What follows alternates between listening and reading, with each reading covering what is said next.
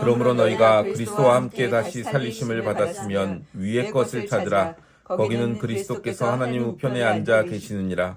위의 것을 생각하고 땅의 것을 생각하지 말라. 이는 너희가 죽었고 너희 생명이 그리스도와 함께 하나님 안에 감추어졌음이니라. 우리 생명이신 그리스도께서 나타나실 그때에 너희도 그와 함께 영광 중에 나타나리라. 아멘. 오늘 부활주일입니다. 예수님께서 사망 권세를 깨뜨리시고 부활하신 날입니다. 이 부활이 어떤 의미를 가지는지를 우리는 잘 이해하고 어떤 의미를 우리가 경험하게 되는지를 잘 알아야 됩니다. 오늘 본문에서 보는 대로 본문 1절을 보면 너희가 그리스도와 함께 다시 살리심을 받았으면 이라고 했죠. 너희가, 일단 너희가 라고 하니까 너희가 하니까 단수가 아니죠.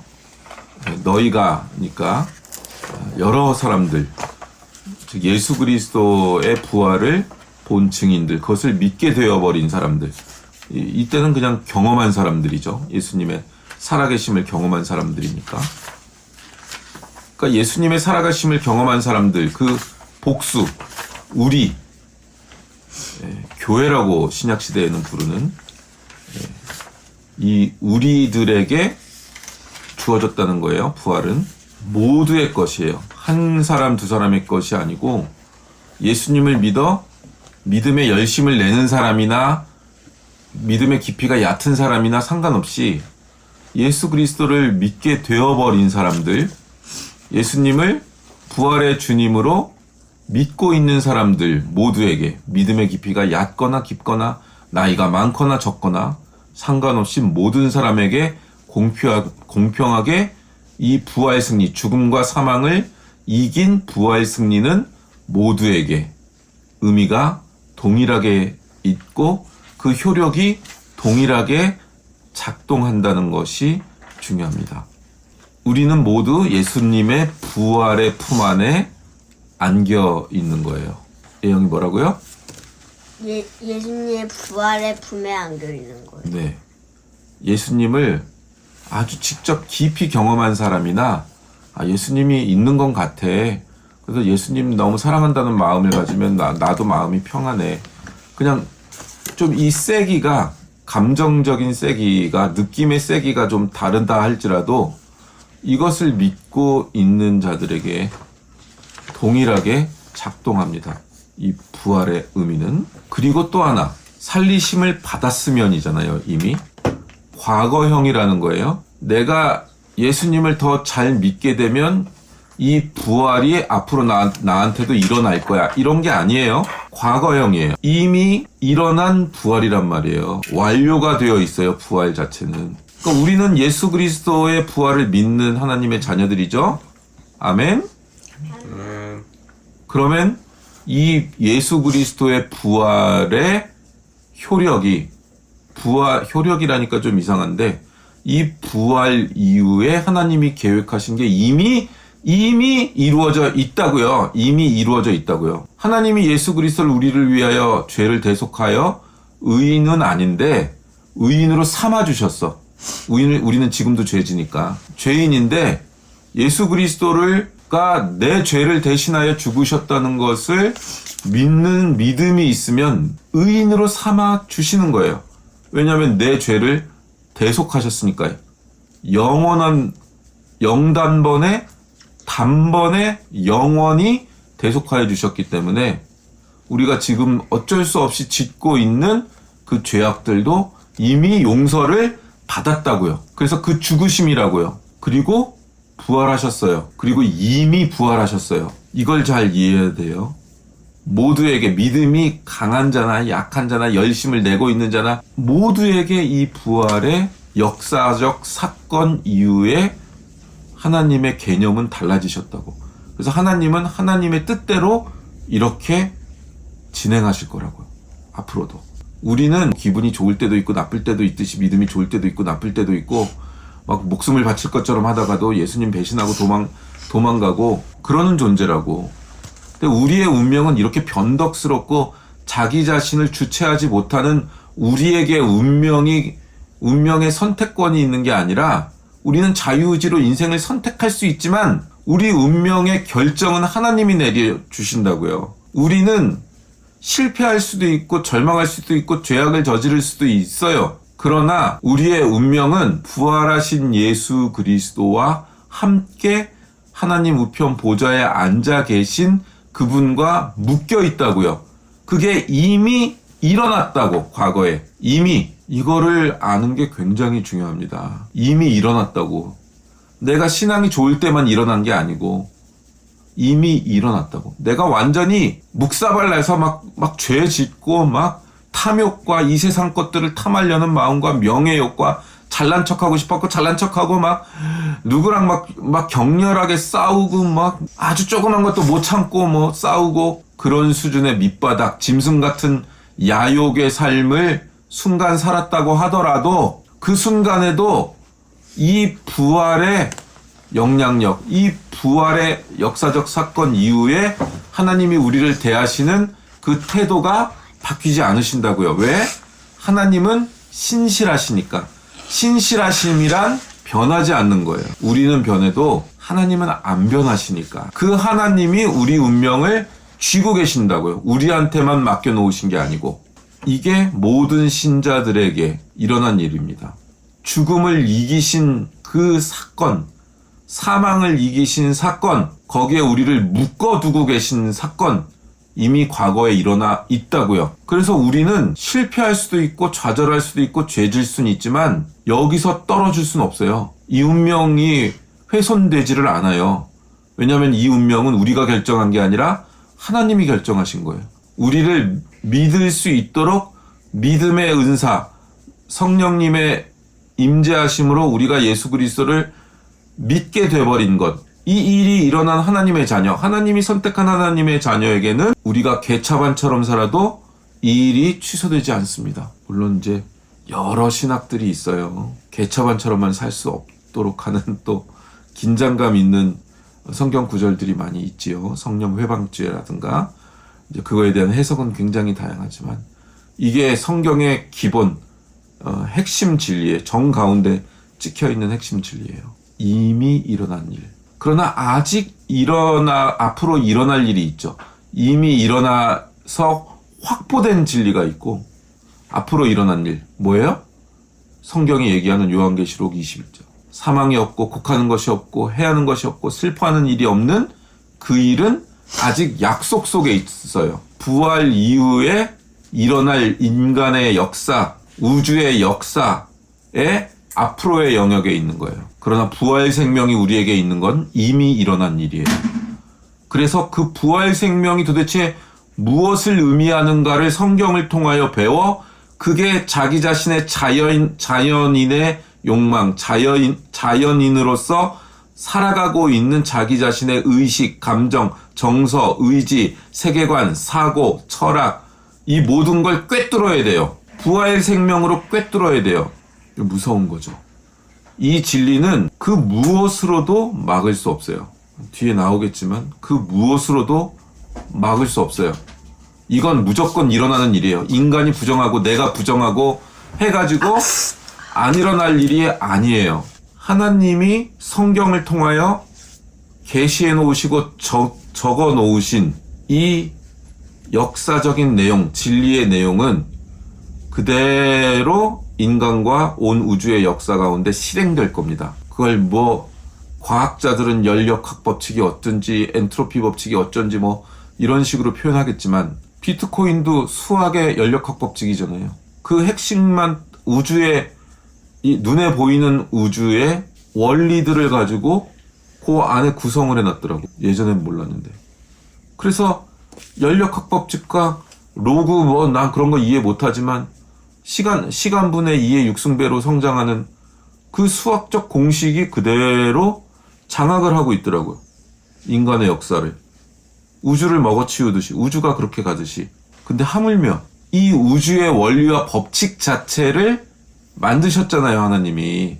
인간들이 그 최고 지성들이 연구하는 그 우주의 원리를 우리들 피조물이니까 우리는 연구해서 알지만 하나님은 이 원리와 작동 원리들을 직접 이렇게 해야지라고 만드신 분이잖아요. 그래서 다른 행성에서 우리보다 중력이 강한 행성에서는 시간이 우리보다 거기서 1년 갔다 오면 여기 지구에선 60년 지나 있고 그런 일의 역사가 그런 식으로 작동시켜야 되고 이 지구라는 땅에 살고 있는 인간은 1년을 365일이라는 24시간 개념으로 나누고 그 속에서 이렇게 살다 이렇게 지도록 하는 생명을 주어 그 생명의 시간 동안 하나님 나라의 영적인 세계를 얼마나 깊이 사모하고 알게 되느냐. 이 땅에서의 영적 성숙만큼 우리가 이 완전한 영의 몸, 자연인 육신의 것이 아니라 영의 몸이 되었을 때 그때 하나님하고의 사귐의 깊이가 다르겠죠.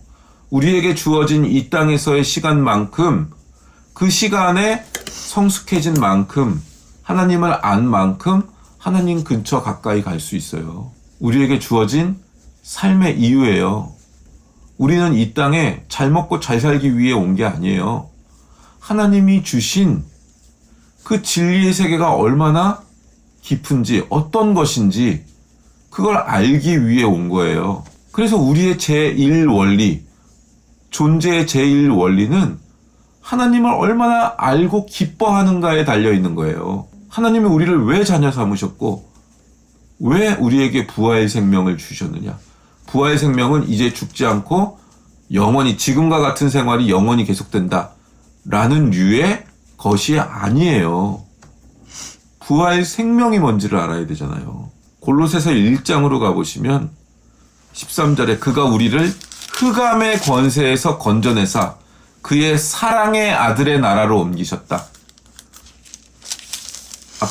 엄마가 아빠가 자녀들에게든 누구에게든 다 완전한 사랑을 못 줄 수 있어요. 그죠? 오히려 사랑이 아니라 상처를 줄 수도 있죠. 그런데 하나님의 나라는 사랑의 아들의 나라로 옮겨놓은 거예요. 육신의 부모가 줄 수조차 없는 그 사랑이 가득한 나라라고요. 이게 이미 일어났다고 과거형이라고 했어요. 이해했어요? 이미 대속하셨고 이미 부활하셔서 그 부활의 생명이 예영이 안에 규빈이 안에 이미 있어요. 이미. 그게 무엇을 의미하는지를 아는 게 중요해요. 그게 뭘 의미하는지를. 예수님을 믿는다는 말 속에는 이 사망 권세를 깨고 승리하신 부활, 생명과 영생의 주인이신 통치자의 나라에 속했다라는 의미가 들어있는 거예요. 14절부터 보면 1장 14절이에요. 그 아들 안에서 우리가 속량 곧 죄사함을 얻었도다. 그는 보이지 아니하는 하나님의 형상이시요 모든 피조물보다 먼저 나신 이시니 만물이 그에게 창조되되 하늘과 땅에서 보이는 것들과 보이지 않는 것들과 혹은 왕권들이나 주권들이나 통치자들이나 권세들이나 만물이 다 그로 말미암고 그를 위하여 창조되었고 또한 그가 만물보다 먼저 계시고 만물이 그 안에 함께 섰느니라. 그는 몸인 교회의 머리시라. 그가 근본이시요 죽은 자들 가운데서 먼저 나신 이시니 이는 친히 만물의 으뜸이 되려 하시며 아버지께서는 모든 충만으로 예수 안에 거하게 하시고 그의 십자가의 피로 화평을 이루사 만물 곧 땅에 있는 것들이나 하늘에 있는 것들이 그로 말미암아 자기와 화목하게 되기를 기뻐하심이라. 이게 진짜 얼마나 어마어마한 말씀인지를 알아야 돼요. 이 말씀이. 이 말씀을 이해하면 여기에 모든 게 흘러나와요. 이 영성에서. 여기에 그냥 이 말의 논리, 이게 한국말이라는 것을 이해하는 게 아니라 이 말 안쪽에 감추어진 하나님의 진리의 세계랑 우리의 영이 완전히 충만히 연합돼서 여기서 나오는 생명이 우리 가운데 가득해지면 모든 게 다르게 보인다니까요. 여기서 우리가 끊어지고 나서 그리고 나서 세상 걱정하고 애들 교육해야지 이러고 있으면 그냥 다 자연인으로서 자기 열심, 자기 노력으로 살고 있는 것에 불과해요. 그리고 열심히 살았다고 하면 안 된다고요. 여기에 연결되어 있지 않으면 아무 의미가 없는 것들이라고요. 여기에 연결되어서 찬송하고 찬양하고 예배드리는 것이 아니면 그건 자기 종교적 신념을 지키고 있는 것에 불과하다고요. 아멘. 우리 영이가 정말 알고 아멘 했으면 좋겠는데. 예수님은 우리는 몸이고 예수님은 머리세요. 머리에서 모든 명령이 내려오고 어떤 행동과 의지가 내려와. 그죠? 자기 몸을, 내 팔을 자기 마음대로 못하면 머리가 내가 이렇게 하고 싶은데 오른쪽으로 가고 싶은데 왼쪽으로 가고 이래버리면 그런 사람 뭐라 그러겠어요. 예영이를 때려야 되는데 규빈이 때리고 있고 그럼 어떻게 돼? 나는 이렇게 했는데 이렇게 가버리네. 이거 뭐예요? 머리에서 지시한 대로 몸은 움직이는 거잖아요. 예수님의 마음이, 예수님의 생각이, 예수님의 선택이 곧 몸을 움직이는 것이잖아요. 근데 지금 어때요? 우리는 어때요? 예수님은 이렇게 하라고 하시지. 그러나 우리는 그거 못하겠습니다. 아주. 몸인데. 그럼 어떻게 해요? 병원 가서 수술 받죠. 예. 너무 골무면 잘라내야 되고요. 암덩어리가 되면 잘라내야 되잖아요. 암도 세포잖아요. 혀가 너무 단 걸 좋아해. 몸에 좋은 걸 먹어야 되는데 혀가 좋아하는 걸 먹어. 그럼 어떻게 돼요? 당뇨 걸리고. 당뇨가 심해지면 어떻게 돼요? 썩고. 썩으면 어떻게 돼요? 잘라내요. 우리 신앙이 변질되고 썩고 달콤한 거. 하나님 믿으면 돈을 잘 벌게 해주세요. 하나님 믿으면 병이 나아요. 이런 달콤한 아이스크림을 많이 먹으면 당뇨에 걸려요. 그리고 썩어요, 반드시. 그럼 잘라내야 돼요. 믿음이 뭐라고 생각해요? 믿음은 그래서 순종인 거예요. 믿음의 내용은 순종인 거예요. 머리가 생각하는 대로 움직이는 몸이 되는 게 가장 건강한 상태예요. 가장 건강한 상태면 모든 게 평화롭고 평안하잖아요. 예수님이 어디 저 전쟁터에 가가지고 아픈 사람 치료하고 병원에서 폭탄 떨어지는 병원에서 봉사해라. 그래서 발이 가기 싫어. 그러면 머리와 몸이 서로 따로 노는 거를 그러면 신경안정제를 먹든가 묶어놓든가 정신병원에 가든가 해서 결국 머리부터 발끝까지 다 고통스럽게 된다고요. 근데 우크라이나 저기 병원에 가자지구 안에 있는 병원에 가자. 발이 네 알겠습니다 하고 가고 손이 막 그 돌덩어리들을 헤치면서 사람들 끄집어내서 피범벅이 되고 먹지도 못해서 창자랑 내장기관은 고통스럽고 온 몸은 피투성이가 되고 그런데 온 몸이 건강하게 그것에 순종하여 행하고 있으면 그럼 감옥에 갇히고 정신병원에 가는 일이 없죠. 그리고 그 사람 자체가 하나의 온전한 인격의 사람으로 살게 되죠. 그런 것과 같이 손도 고생할 수 있고 발도 고생할 수 있고 내장기관도 고생할 수 있어요.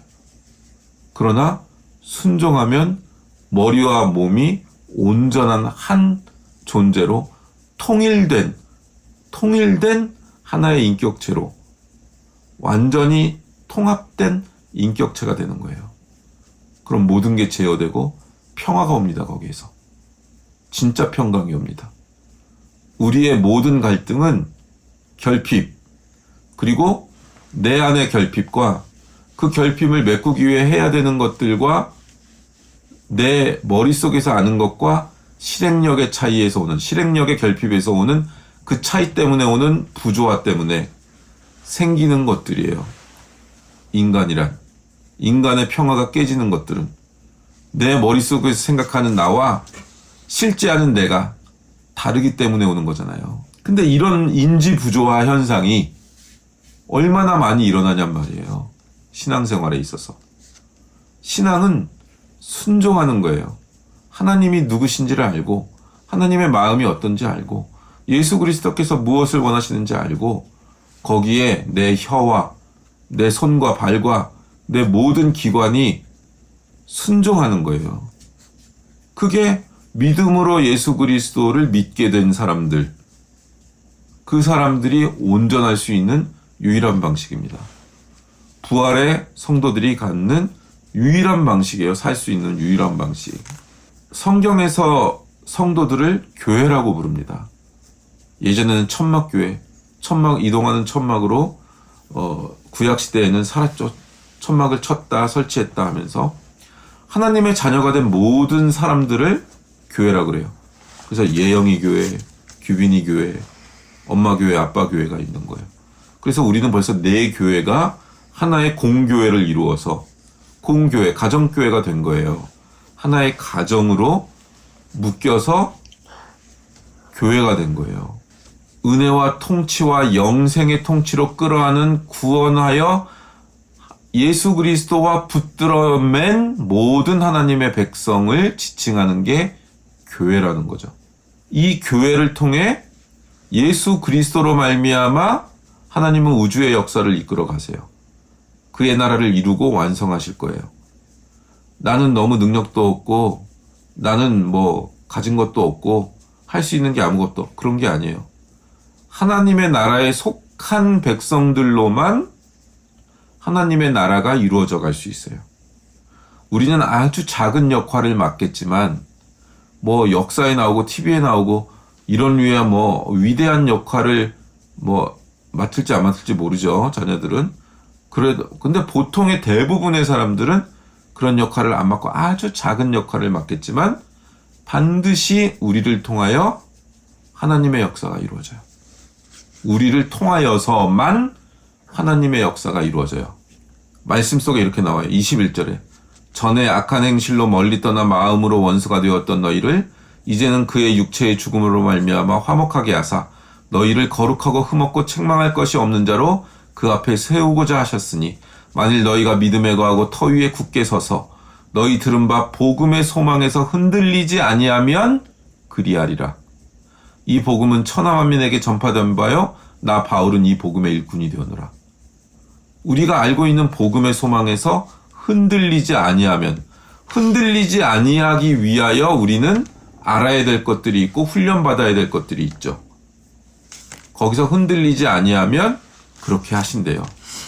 우리는 이 세상에 속한 자들과 다른 존재들이에요. 예수님을 대적하는 세계 속에 살고 있는 사람들과 하나님의 통치와 보호 속에 살고 있는 존재.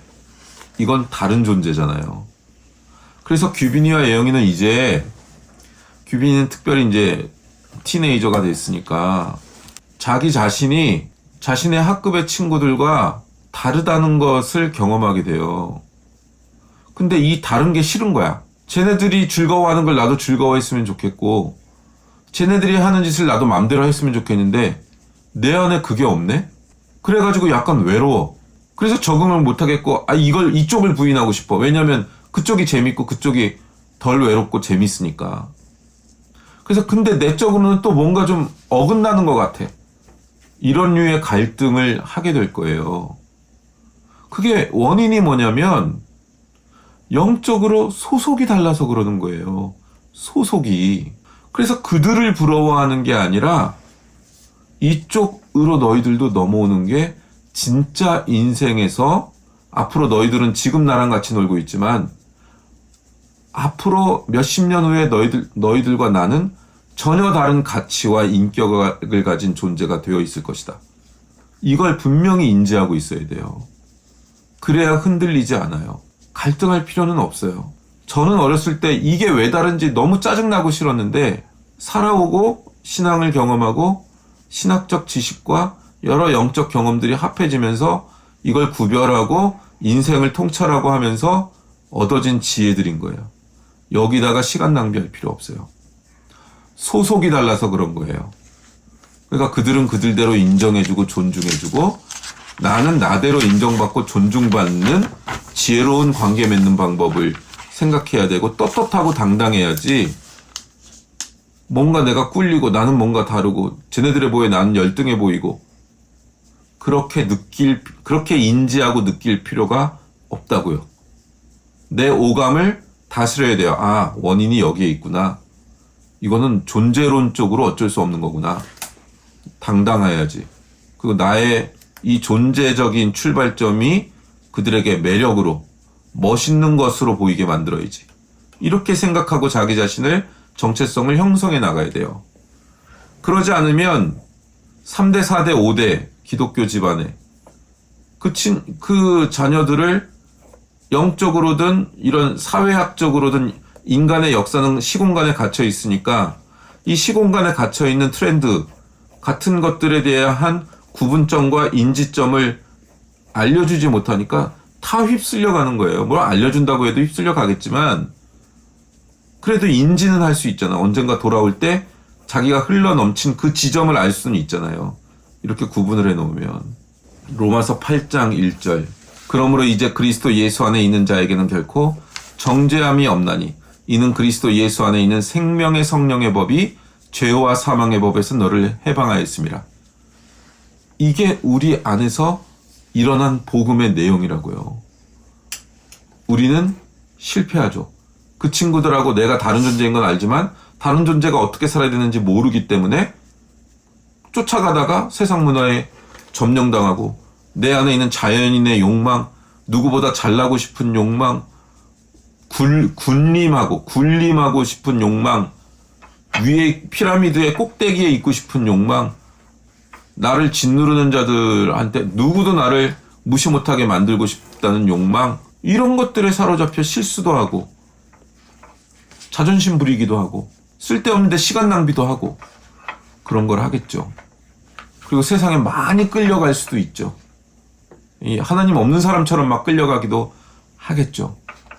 그러나 하나님이 선택한 자녀는 매를 때려서라도 하나님은 끄집어다 놓고 죄를 인식시키고 그렇게 시간을 낭비하고 죄를 짓는 시간마저도 내가 실패한 그 시간마저도 하나님은 영적인 깨달음을 갖기 위한 재료들로 쓰실 수 있어요. 죄를 접어야 죄가 뭔지 알죠. 인지하죠. 그러지 않고 인지할 수 있는 지혜가 있으면 좋지만 우리 인생이 어디 그런가요? 그렇게 안 이루어져 있어요. 야곱은 하나님을 만나고도 평생을 지가 하고 싶은 대로 살았어요.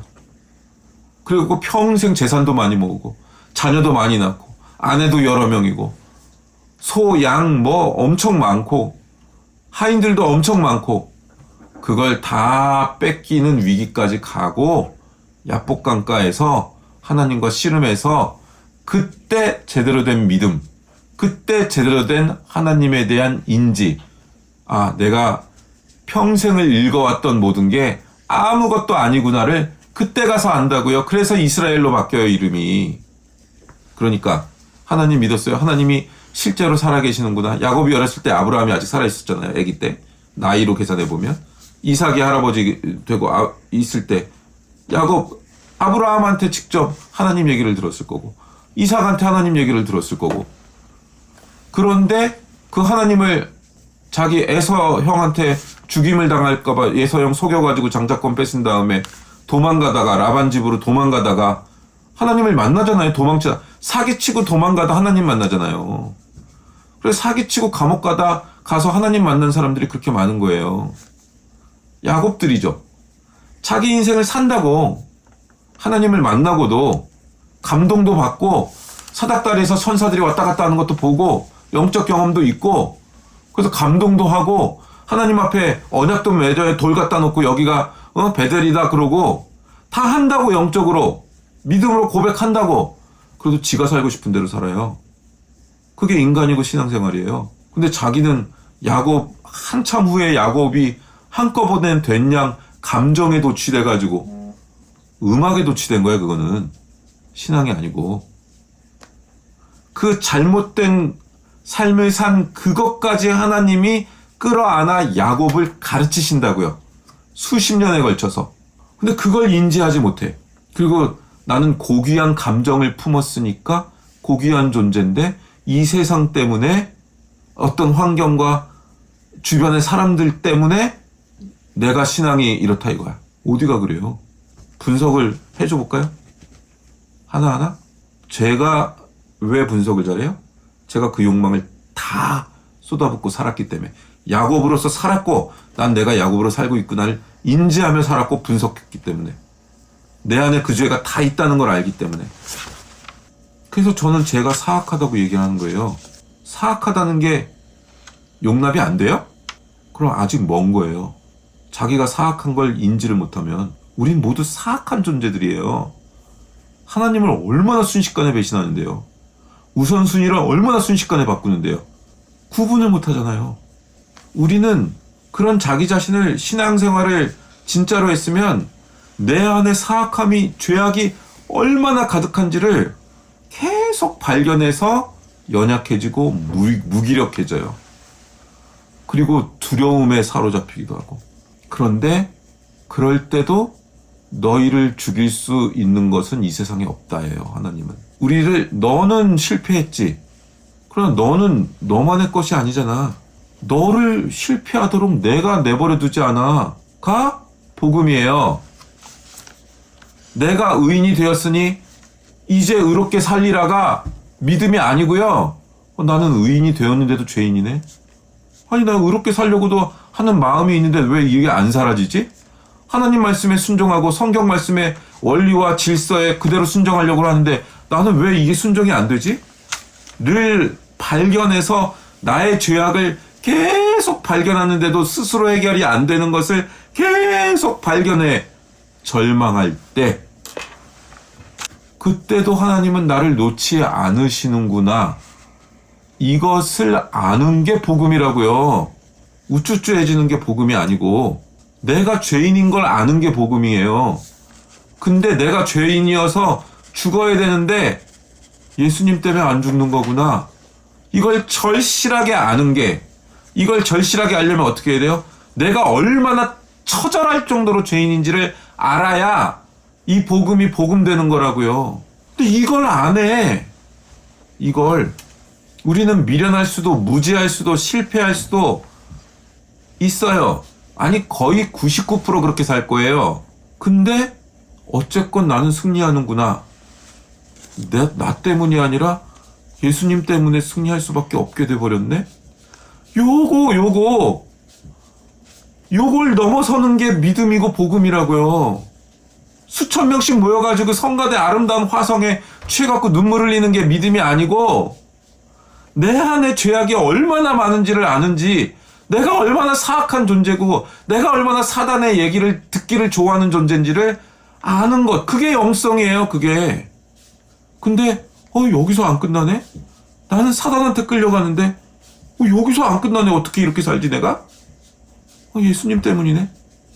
내가 열심을 내서 이렇게 산 줄 알았고 내가 신앙의 실력이 그래도 훈련돼서 이렇게 산 줄 알았더니 아니었네.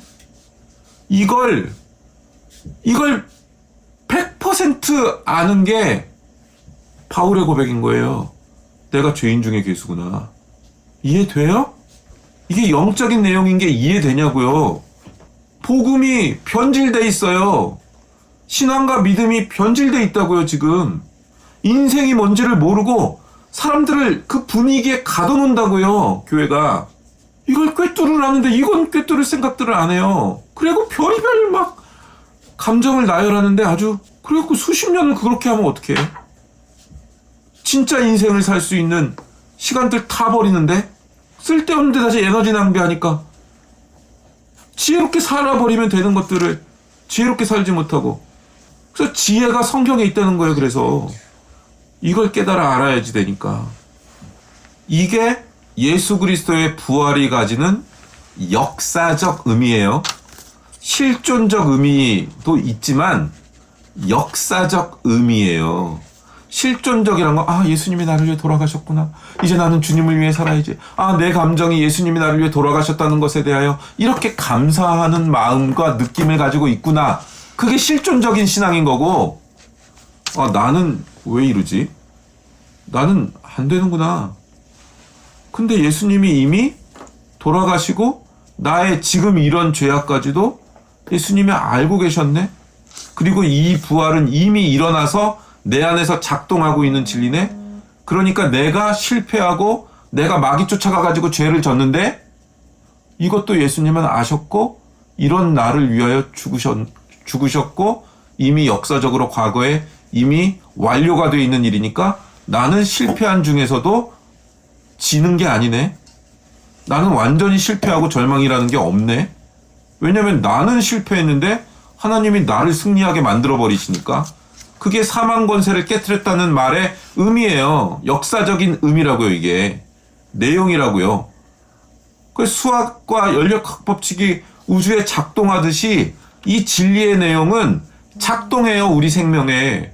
그러니까 무슨 감정에 속고 뭐 누구 어떤 다른 사람이 나를 뭐라고 평가한 것에 속고 그거에 그 얘기를 왜 들어요? 하나님의 이 얘기를 들으면 그걸 이길 수 있는데 이게 내 정체성이 되면 그 무엇이 온 세상이 나를 공격해도 이길 수 있다고요. 이 말씀이 진짜로 믿음의 세계로 보여지면 그러니까 200만 명이 돌로 쳐가지고 여호수아 갈렙을 죽이려고 하는데도 옷을 찢고 200만 명한테 덤벼드는 신앙이 나오는 거라고요.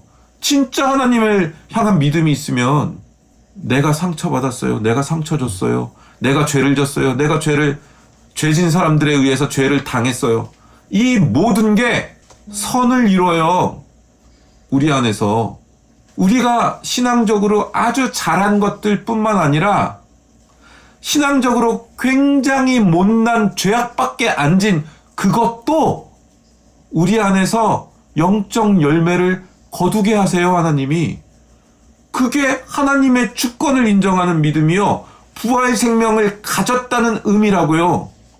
막 감정적으로 내가 막 순도가 높은 감정에 간 게 영적인 생활의 전부가 아니라고요. 그런 생활이 있어야 되지만 야곱 생활도 안 해본 사람들이 뭘 알아. 애들이 야곱처럼 좀 살 수 있죠. 그때 그냥 인지만 시켜놓는 거예요. 너 지금 야곱처럼 살고 있다? 나중에 야복강가에 섰을 때 알면 된다. 그런즉 8장 31절이 나오는 거예요. 그래서 그런즉 이 일에 대하여 우리가 무슨 말 하리요? 만일 하나님이 우리를 위하시면 누가 우리를 대적하리요? 자기 아들을 아끼지 아니하시고 우리 모든 사람을 위하여 내어주신 이가 어찌 그 아들과 함께 모든 것을 우리에게 주시지 아니하겠느냐? 누가 능히 하나님께서 택하신 자들을 고발하리요? 의롭다 하신 이는 하나님이시니 누가 정죄하리요? 죽으실 뿐 아니라 다시 살아나신 이는 그리스도 예수시니 그는 하나님 우편에 계신 자여 우리를 위하여 간구하시는 자시니라. 그 누구도 우리를 정죄할 수 없어요. 수신자 부담이에요. 정죄당하는 거는. 다 쳐내세요. 그리고 나서 이게 이미 우리 안에 들어와 있다고. 과거에 이미 이렇게 됐다고요. 2000년 전에 이미 이렇게 됐다고요. 이걸 믿는 자들은. 그리고 나서 나오는 거잖아요. 누가 우리를 그리스도의 사랑에서 끊으리요? 혼란이나 곤고나 박해나 기근이나 적신이나 위험이나 기록된 바 우리가 종일주를 위하여 죽임을 당하게 되며 도살당할 양같이 여김을 받았나이다 한과 같으니라. 그러나 이 모든 일에 우리를 사랑하시는 이로 말미암아 우리가 넉넉히 이기느니라. 나 때문에 이긴다고요? 아니요. 우리를 사랑하시는 이로 말미암아 이기는 거예요. 내 능력으로 못 이긴다니까요, 절대. 영적으로나 이 세상을요, 우리 힘으로는 못 이겨요. 악이 훨씬 더 강해요. 우리를 사랑하시는 이로 말미암아 넉넉히 이기는 거예요.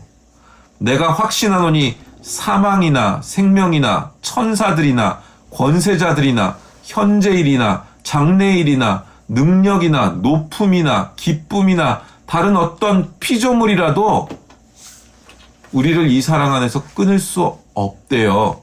그러니까 인간이 상상할 수 있는 모든 힘, 그 어떤 것도 이 사랑에서 끊을 수 없대요. 우주의 힘이 몰려와도 끊을 수 없대요. 이 생명의 성령의 법이 우리 안에 있다는 것, 그걸 이 생명 위에서 우리가 이성의 집, 인지와 이성과 원리와 논리의 집을 지어야 돼요. 이 언어를 가져야 된다고요. 이 정체성 위에서 확보된 감정, 이런 정체성을 가진 자로서 느끼는 거, 느낌, 감정, 의지, 이 정체성에서 출발해 한 것이어야 된다고요. 이게 터예요. 우리의 터. 여기서부터 출발한 세계관, 여기서부터 출발한 어떤 논리, 이성의 체계, 언어, 단어. 자꾸 막 드라마에서 본 거 막 일상생활에서 일반적으로 이 세상에 속한 사람들이 말하고 있는 그런 감정과 언어의 세계, 그게 일상이지 않냐. 이러면 안 된다고요. 소속이 다른데, 출발점이 다른데, 그래서 우리는 우리가 누구인가에 대하여 이 부활 생명과 연결하여 성경에 기록된 대로 우리 자신을 이해할 필요가 있는 거라고요. 근데 이거는 이미 에베소서 우리 할 때 다 했죠. 그죠? 뭐 우린 맨날 잊어버리니까. 에베소서 1장부터 쭉 나왔잖아요. 에베소서 1장 모든 일을, 그러니까 예영이의 모든 일, 규빈이의 모든 일을 그의 뜻의 결정대로 일하시는 이의 계획을 따라, 이거 하나님이에요. 우리가 예정을 입어 그 안에서 기업이 되었으니 이는 우리가 그리스도 안에서 전부터 바라던 그의 영광의 찬송이 되게 하려 하심이라. 우리는 찬송이에요. 우리 존재는 예수님의 찬송이라고. 우리가 예수님을 너무 사랑하고 예수님이 하신 일이 우리 안에서 생명이 돼서 우리가 그것에 가득 차서 살면 그게 예수님의 찬송이 돼서 하나님께 연락이 되는 거야. 우리는 시라고. 예수님의 시가 우리야. 예수님이 너무너무 기뻐서 올려드리는, 하나님께 올려드리는 찬송이 우리라고. 우리의 삶이라고. 그래서 15절 이하. 이로 말미암아. 무슨 말이에요? 우리가 시이고 찬송인 하나님의 영광의 찬송이 되도록 하나님이 작정하셨다는 것. 예수님 안으로 부르셨다는 것. 이로 말미암아 주 예수 안에서 너희 믿음과 모든 성도를 향한 사랑을 나도 듣고 내가 기도할 때 기억하며 너희로 말미암아 감사하기를 그치지 아니하고 우리 주 예수 그리스도의 하나님 영광의 아버지께서 지혜와 계시의 영을 너희에게 주사 하나님을 알게 하시고 너희 마음의 눈을 밝히사 그의 부르심의 소망이 무엇이며 성도 안에서 그 기업의 영광의 풍성함이 무엇이며 그의 힘의 위력으로 역사하심을 따라 믿는 우리에게 베푸신 능력의 지극히 크심이 어떠한 것을 너희로 알게 하시기를 구하노라. 그의 능력이 그리스도 안에서 역사하사 죽은 자들 가운데서 다시 살리시고 하늘에서 자기 오른편에 앉으사 모든 통치와 권세와 능력과 주권과 이 세상뿐 아니라 온 세상에 일컫는 모든 이름 위에 뛰어나게 하시고 또 만물을 그의 발 아래 복종하게 하시고 그 만물 위에 교회의 머리로 삼으셨느니라. 하나님의 자녀가 된다는 게 뭐라고요? 하나님이 너희를 자녀 삼으시기 위하여 어느 정도의 큰 능력을 동원해서 너희 하나님의 백성, 자녀가 되도록 삼도록 하셨는지를 보라는 거예요. 우리가 아무것도 아니게 그냥 종교적으로 예배드리는 거 있는 것 같지만 우리가 이 자리에서 예배드리기 위하여 하나님은 전 역사를 통하여 하나님의 모든 에너지와 모든 최선을 다하여 하나님의 모든 능력을 동원하여 우리를 하나님의 백성 삼으셨다고. 그 얘기를 보라는 거예요. 예수 그리스도 안에서 부활 생명을 가지고 영생을 상속하며 하나님의 자녀가 된다는 것은 하나님께서 만드신 그의 형상을 따라 지음을 받은 인간의 참다운 영광이 드러나는 거예요. 우리 안에 참다운 영광이 있어요. 구원이라는 거는 그냥 죽지 않고 오래 산다, 그런 거 슬픔이 없고 뭐 이런 부정적이고 소극적인 것으로 이해할 게 아니라 아주 놀라운 거예요. 예수 그리스도가 어떠하신 분인가?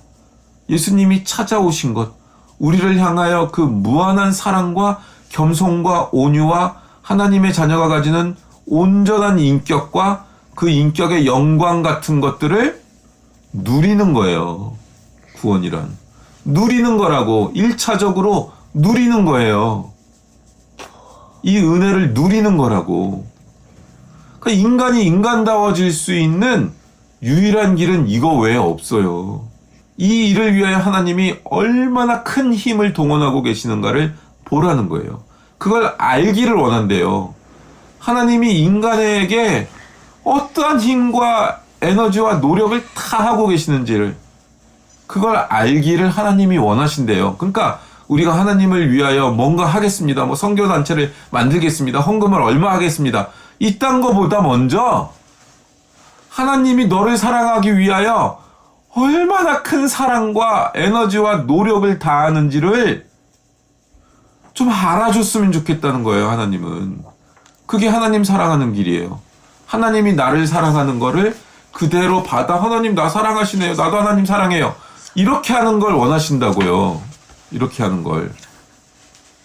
그거를 부모가 되면 알게 돼요. 정말 자녀들 위해서 모든 에너지와 우리가 버는 모든 돈과 이게 부모들한테는 쓰는 돈이 거의 없어요. 다 자녀들한테 가. 자녀들한테 가는 이 모든 돈을 벌기 위하여 어마어마한 노력을 해. 어마어마한 노력을 한다고. 근데 알아줘요? 해주면 해줄수록 왜 저 집보다 못 해주냐는 거야. 아니 나는 받은 것도 없는데 내 부모한테? 내가 부모한테 받은 거에 비하면 한 1000만 배 이상은 해주고 있는데도 왜 저 집 부모보다 못하는 거야. 거기다 비교를 해. 그거랑 똑같은 짓을 하나님한테 한다고요. 우리가 먼저 그 사랑을 알고 내가 사랑받고 있다는 걸 알고 누리라고. 엄마 이거 해줘서 고마워요. 아빠 이거 해줘서 고마워요. 그게 자녀의 유일한 부모를 사랑하는 방법이에요. 엄마 아빠가 힘드니까 내가 나가가지고 신문 배달해가지고 엄마 아빠 용돈 줄게요. 그래서 30만 원 벌어와갖고 엄마 20만 원 줄게요. 이걸 원하는 게 아니야. 부모는. 자녀가 그러면 부모는 치욕스럽게 여겨. 내가 줘야 되는데 받는다. 물론 아주 나이가 많아서 생산력이 떨어졌을 때 효도를 받는 건 기쁨이지만 그 전에 애들이 애긴데 나가서 돈 벌어야 돼. 부모 마음은 찢어지는 거야. 그거를 사랑으로 안 받아. 효도로 안 받는다고. 내가 너희를 사랑해서 하는 이 모든 사랑을 알아주기를 원해요. 하나님이 우리를 위하여 행하고 계신 수많은 은혜가 있어요. 수많은 사랑이 있다고. 그걸 알아주길 원해. 하나님은. 그걸 알아주는 자를 정말 사랑하실 수밖에 없어. 더 사랑해 그거를. 그걸 알아주니까.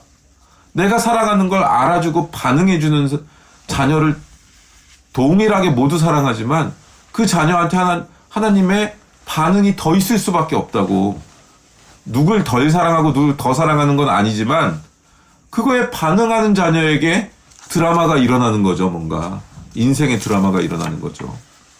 근데 계산해. 이거 해주면 나도 이거 해줄게요. 내가 뽀뽀해주면 나 뭐 해줄래? 이런 거 하면 벌써 계산이 들어오잖아. 여기에. 순수하게 사랑하면 되는데 그러면은 자기가 원하는 것보다 더 큰 걸 해주고 싶죠. 물론 그게 스마트폰을 사달라거나 뭐 이런 거면 안 되지. 뭐 100만 원짜리 옷을 사달라거나 이딴 건 그의 인격의 형성과 미래를 위해 안 해주는 거지. 욕망이니까 그건 안 해주는 거지. 그러나 그것도 때가 되면 해주죠. 때가 되면 해주죠. 너무 원하는 걸 다 해주고 싶다고. 근데 지금 주면 관리가 안 되는 것들은 안 준다고요. 영적인 은사나 능력이나 이 세상의 물질 같은 것도 돈 뭐 이런 것들도요. 영성이 준비가 돼야 오는 거예요. 영성이 준비가 돼야 오는 거라고. 실력이 돼야 돼. 영성만 준비되는 게 아니라 관원의 지혜, 이 땅을 살아가는 지혜, 이 땅의 역사를 다스릴 수 있는 실력, 인문학이라도 준비가 돼야 돼. 그래야 오는 거라고요. 그게 열심히 한다고 오는 게 아니고 어느 방향으로 무엇을 열심히 할까를 알고 그걸 열심히 하는 와중에도 우선순위를 안 바꿔야 된다고. 우선순위. 그게 영성이에요. 우선순위를 안 바꾸는 영성. 근데 열심히에 초점이 맞춰져. 우선순위에 초점이 맞춰지는 게 아니라 열심히에 초점이 맞춰지고 내가 얼마나 전력을 다했는가. 하나님 내가 전력을 다했는데 왜 저한테 안 주세요? 이런다고. 그걸 실존주의적 신앙. 자기 느낌대로 한다고. 느낌대로. 한국의 신앙은 굉장히 실존적인 신앙이에요. 역사적 의미. 그것도 인간이 말하는 역사가 아니에요. 이거는 하나님의 이 영성이 일어난, 하나님의 진리가 일어난 이 역사, 이 역사적 의미에 성경이 가르치고 있는 역사의 의미에서 이 세계를 해석할 실력이 돼야 나머지가 된다고요. 근데 이 방법들을 당장 나오잖아요. 23절에. 교회는 그의 몸이니 만물 안에서 만물을 충만케 하시는 이의 충만함이니라.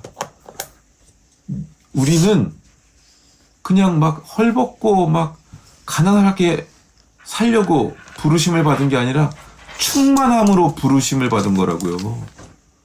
이 부활 생명은 충만함으로의 부르심이라고요. 이게 부활이에요. 예수 그리스도의 부활. 이게 우리의 특권이고 구원이고 영광이고 충만인 것입니다. 자, 골로새서 오늘 3장 밑에 12절로 오면 우리에게 이걸 요구하신다고. 하나님이 우리를 하나님의 자녀 삼으셨으면은 하나님의 자녀 삼은 존재들에게 원하는 게 있으시잖아요. 아버지가 원하는 게 있잖아요. 육신의 아버지인 저도 원하는 게 있다고요. 자세를 바로 하고 살아라. 예? 척추를 펴고 고개를 펴고 자세를 바로 하고 아침에 일어나면 이불을 개고 하루를 딱 자기 자신이 준비된 상태에서 시작해라. 막 비몽사몽간에 하루를 살지 말고 준비된 상태로 살아라. 이런 거 원하잖아요. 그렇듯이 하나님께서 우리에게 원하는 게 있대. 이걸 알고 이거대로 하면 신령한 복분이 아니라 하나님이 주시고자 하는 하나님의 모든 능력을 동원해서 우리에게 주시고자 하는 걸 주신다고요. 3장 12절 이하. 그러므로 너희는 하나님이 택하사 거룩하고 사랑받는 자처럼, 우리는 사랑받는 자처럼 긍휼과 자비와 겸손과 온유와 오래 참음을 옷 입고 누가 누구에게 불만이 있거든 서로 용납하여 피차 용서하되 주께서 너희를 용서하신 것 같이 너희도 그리하고 이 모든 것 위에 사랑을 더하라. 이는 온전하게 매는 띠니라. 이 정도 수준까지 성장하는 걸 원하신대요. 보세요. 근데요, 이걸 궁극적으로 원하세요? 근데 이런 수준에 가기 위해서는요, 요셉이 억울하게 팔려가고, 그죠? 억울하게 누명 쓰고 감옥에 갇혀 10수년을 보내고, 이 세월을 거쳐야 된다고요. 누군가 나를 억울하게 하고, 공격하게 하고, 억울하게 감옥에 갇히는 것을 경험해야 된다고요. 그래서 모든 일에 자비와 겸손과 온유와 거기에 사랑을 더하도록 돼 있어요. 이게 윤리적이고 도덕적인 것을 포함하긴 하지만 그 얘기 아니에요. 예수 그리스도의 인격과 성품에 참여하는 것으로 요구받고 있는 거예요. 진리의 내용으로 요구받고 있는 거예요. 겉에 모습을 꾸며대라는 게 아니에요. 그리고 13절에 용서하라 그러잖아요. 긍휼과 자비와 이걸 용서하래요. 이게 어떻게 가능한지에 대하여 얘기를 하는 거죠. 너희는 예수 그리스도의 사랑을 받고 있기 때문에 이걸 하라는 거예요. 사랑을 받고 있다는 걸 잊지 말고 모든 것 위에 이 사랑을 더하래요. 예수 그리스도의 이 사랑을 더하래요. 예수 그리스도의 사랑이 뭐예요? 자기를 찔러 죽이는 자들에게 저들이 하는 짓이 무엇인지 저들은 모르고 하나이다. 이 예수 그리스도의 사랑이잖아요. 여기까지 성장해 가라는 거예요. 근데 이거는 야곱 같은 인생을 사는 이 과정을 통과하면서 이 단계까지 가는 거예요. 아, 나는 이걸 할 수가 없는 사람이구나. 내가 이걸 어떻게 해, 이걸. 바로 옆에 있는 사람한테도 안 되는데 이걸 어떻게 하라는 거냐. 예수님은 이 사랑을 나한테 주셨구나. 이 비밀을 알아가는 것입니다. 그래서 우리가 어떤 문제에 대해서 오를 수 있어요. 내가 더 능력이 있을 수도 있고요. 하지만 이 사랑을 모르고서는 행할 수 없는 거예요. 예수님의 사랑을 모르고서는 진짜 사랑을 행할 수 없는 거예요. 그리고 15절 마지막이 그리스도의 평강이 너희 마음을 주장하게 하라. 너희는 평강을 위하여 한 몸으로 부르심을 받았나니 너희는 또한 감사하는 자가 되라. 이걸 우리에게 요구하신대요. 이게 신자로서 살아가는 큰 목표인 거예요. 예, 큰 목표. 평강이요? 이거 정말 어려운 일이에요. 감사요? 아니, 뭐 부족한데 뭐 어디서 감사가 나와? 맨 나한테 긁어갈 사람들 뿐이고 뭘 줘도 돌아오는 거는 없고 맨 그런데 뭔 감사가 나오고 평강이 있어. 걱정, 근심, 염려밖에 없지. 그런데 평강하고 감사하는 자가 되래요. 그러니까 이건 우리가 이렇게 못하는구나, 또는 내가 또 죄를 졌구나 하는 죄책감을 느끼고 자책감을 느낄 때마저도 모든 성도들에게 유효하고 영원한 약속이에요. 이게 안 돼도 너희를 사랑하고 너희를 이 위치까지 나는 끌고 갈 거야 라는 게 하나님의 열심인 거예요. 그래서 17절에 또 무엇을 하든지 말에나 일에나 다 주 예수의 이름으로 하고 그를 힘입어 하나님 아버지께 감사하라 예요. 이 삶의 태도, 신앙의 태도를 가지고 살고 이게 내적으로 훈련돼서 시스템화되면 굉장히 자유로운 신앙생활을 할 수가 있고 풍성한 신앙생활을 할 수가 있는 것입니다. 이게 예수님의 부활이요, 우리가 감사하는 부활 신앙이요, 부활절에 우리가 확인해야 되는 믿음의 힘인 것입니다.